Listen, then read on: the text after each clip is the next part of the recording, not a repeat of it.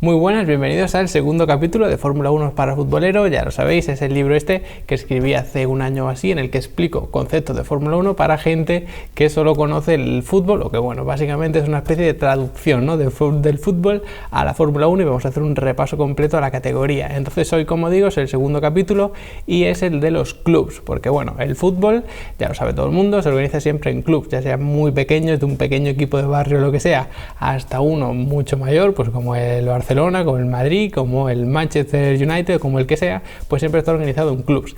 ¿Qué pasa en la Fórmula 1? Pues que también estamos organizados en una especie de estructura que reúne a mucha gente de todo tipo. Lo que pasa que en este caso se llaman escuderías. ¿Qué es lo bueno? Pues que tanto la organización del fútbol como la organización de la Fórmula 1 se los conoce como equipos. Entonces vamos a hablar de equipos siempre porque es un término pues que se refiere muy bien a los dos, ¿vale? Es un término correcto para ambas disciplinas. Entonces, como veis, pues siempre hay varios puntos de unión entre Fórmula 1 y fútbol. ¿Y cuál es uno de los elementos más importantes a nivel personal dentro de un club o de una escudería, es decir, de cualquier tipo de equipo?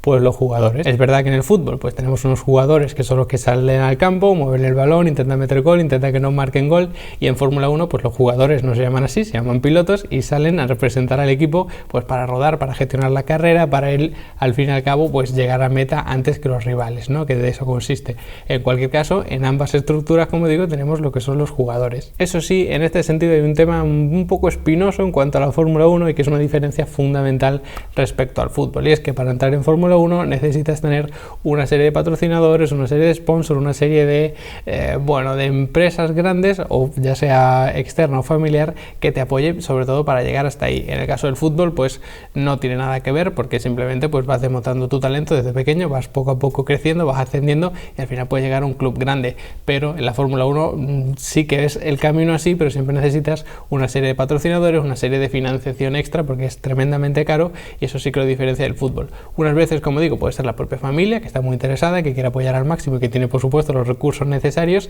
y va ayudando al piloto a llegar a la Fórmula 1, y una vez que ya está ahí pues ya tiene la fama suficiente como para atraer por sí mismo sponsor y demás. Y no me quiero entretener mucho en el tema de los patrocinadores, pero básicamente, para el que no lo sepa, pues son esas marcas que básicamente pues pegan su logotipo en el mono del piloto, en el casco, en el coche, pues hacen publicaciones en redes sociales, todo ese tipo de cosas, ¿no? Básicamente ponen el dinero para que ese piloto corra o para que se pueda desarrollar el coche, y pues a cambio pues reciben visibilidad. Y quizá te pueda parecer un poco extraño o incluso exagerado destacarlo en este sentido, pero te aseguro que no lo es para nada, sobre todo si nos venimos a categorías inferiores. Para que un niño se apunte a un equipo de fútbol y empiece jugando ahí, pues es tremendamente fácil y económico, ¿no? Pues a lo mejor necesita unas botas y bueno, tienes que llevarlo a entrenar y todo eso, pero si hay que pagar una cuota para entrar en el equipo de fútbol suele ser relativamente asequible, ¿vale? Si es que hay que pagarle, porque hay algunos que no, porque son públicos o lo que sea, pero en la Fórmula 1 te cuesta incluso apuntar a un niño a un campeonato de karting a nivel nacional, pues te cuesta, como digo, varias decenas de miles de euros, sin exagerar. Entonces, como veis, pues ahí hay una especie de escalón elitista en el tema del automovilismo, sobre todo si quieres pues que los niños desde pequeños se vayan profesionalizando, aunque bueno, siempre hay que hacerlo desde el punto de vista de que el niño disfrute y todo eso, por supuesto, que nadie lo ponga en duda, pero aunque quieras que el niño vaya escalando, vaya ganando campeonatos, simplemente el hecho de inscribirlo pues ya es carísimo. Así que bueno, como veis, pues es una gran diferencia en el fútbol, que en este caso pues sí que es un punto a favor, ¿no? Pero claro, es mucho más barato, digamos, que todos los recursos que conllevan jugar a fútbol que lo que conlleva pues pilotar en un circuito. Pero bueno, una vez que los jugadores ya han llegado al equipo, ya lo tienen todo perfecto, sabes que hay todo tipo de jugadores, ¿no? Los hay más agresivos, los hay más defensivos, los hay que entienden el juego de una manera, otros que juegan de otra. Entonces, bueno, lo que esto provoca es que muchas veces un jugador concreto, aunque sea muy bueno o por no ser bueno, no se adapta a un equipo. ¿Qué pasa cuando suceden estas situaciones? Pues que se producen los fichajes, y en Fórmula 1 también tenemos fichajes. Y es verdad que muchas veces estos fichajes pues no se hacen ni siquiera por temas puramente deportivos, sino por ciertas polémicas, o por vender más, o por llevar un equipo a cierto país, o todo ese tipo de cosas, ¿vale? Evidentemente, en el fútbol tenemos 11 jugadores que están en el campo, más otros muchos que están de suplente, de reserva y demás. Entonces, el mercado de fichajes, digamos que se agita mucho más. Tú puedes vender a un jugador y quedarte como estás. En Fórmula 1, como te puedes imaginar, no, porque solo tienes dos pilotos en pista. Entonces lo que pasa en Fórmula 1 es que en cuanto se mueve un piloto se agita toda la parrilla. Evidentemente puede que un piloto salga entre otros de fuera que no está ni siquiera en Fórmula 1 y se termina todo, pero eso no es lo que suele pasar. Entonces, por poner un ejemplo hipotético, pues imaginaos que se va un piloto de Mercedes, pues uno de Williams lo sustituye, luego Williams ficha uno de pues Alfa Romeo ficha uno de no sé qué otro y este no sé qué otro mete a uno que no estaba ni siquiera en Fórmula 1. Pues como veis, por un movimiento ya se han producido cambios en 4 equipos diferentes, a lo mejor, o en 3 o en los que sea. Entonces, esto en fútbol pues no se suele dar así. De hecho, cuando un fichaje a 3 bandas ya es una noticia muy grande, o entre comillas, una noticia un poquito más impactante. En Fórmula 1 prácticamente pasa siempre así. Es decir, que cuando hay un fichaje en fútbol, puede que se quede ahí tal cual, este equipo ficha a este otro y se acabó, pero en Fórmula 1 se produce ese efecto dominó que prácticamente baraja pues media parrilla. ¿Y por qué los equipos pueden vender a un jugador y no tener que fichar otro? Aparte de porque tienen muchos suplentes, reservas y todo eso, que ya hablaremos de ello, porque tienen muchos jugadores en la cantera. Es decir, pues el Madrid tiene pues el Madrid Castilla, luego todas las categorías juveniles, el Barça con la Masía, todo eso, ¿no? Es decir, que son, digamos que pequeños jugadores que se van formando a edad temprana y cuando se da un hueco en el primer equipo, cuando tienen el nivel suficiente, los ascienden. ¿En Fórmula 1 se puede dar esto? Sí, pero es un poco más complicado. ¿Por qué? Pues porque evidentemente cuando un equipo vende a un piloto o no renueva el contrato de un piloto, puede fichar a un piloto que sea un piloto joven, que todavía no ha estado nunca en la Fórmula 1 y demás, y puede pertenecer a su cantera, por decirlo de alguna manera, o no. ¿Cuál es la particularidad de esto? Pues que el Madrid tiene su cantera, pues que son jugadores del Madrid juvenil, el Barça del Barça juvenil, pues cualquier tipo de club, pues el Club Deportivo Badajoz, pues evidentemente tiene su propia cantera y cuando tienen que subir a un jugador, pues pueden tirar de ahí.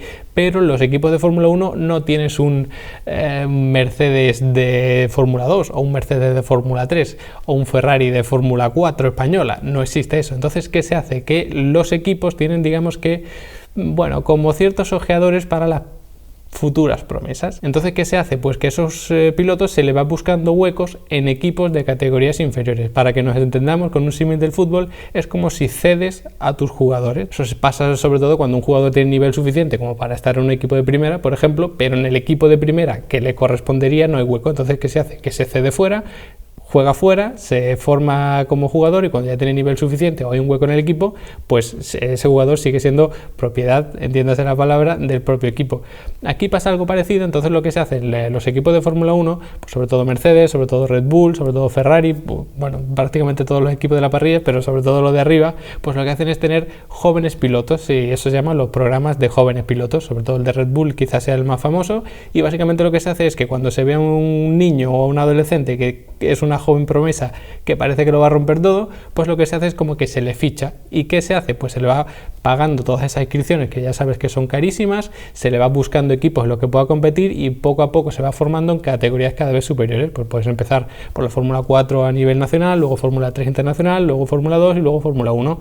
Pero mientras estás en esas categorías anteriores o incluso desde el karting, lógicamente tú no estás en el equipo Ferrari o no estás en el equipo Mercedes, pero sí que estás ya dentro de esa burbuja, porque al fin y al cabo es ese equipo el que te está financiando, el que te está ayudando a subir en tu carrera, igual que la cantera de un equipo de fútbol, para que cuando llegues ahí pues te puedan fichar. Y ya para terminar con el tema de los jugadores, pues vamos a hablar de los titulares y los suplentes o incluso reserva, ¿vale? Que es un término que se utiliza más sobre todo en Fórmula 1. Ya te hemos dicho que en Fórmula 1 pues hay 2 pilotos por equipo, mientras que en el fútbol tenemos 11 que salen al campo, más todos los que están en el banquillo esperando a jugar, es decir, los suplentes. ¿Tenemos suplentes en Fórmula 1? Sí, y son los denominados pilotos reserva, ¿vale?